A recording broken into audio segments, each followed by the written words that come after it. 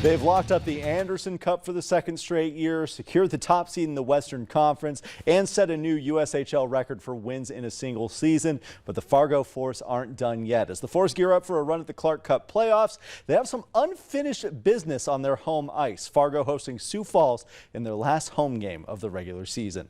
The Anderson Cup is in the house tonight, watching its owners in action, and the Force waste no time showing why they've had the best record in the league these past 2 years. Steal at the blue line by Max Swanson.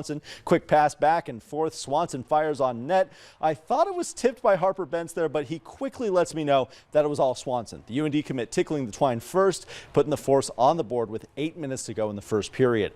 Fargo back on the attack a few minutes later. The puck sent away by goaltender Christian Mans falls back into Force hands. Feed over to Michael Lastarza, denied again.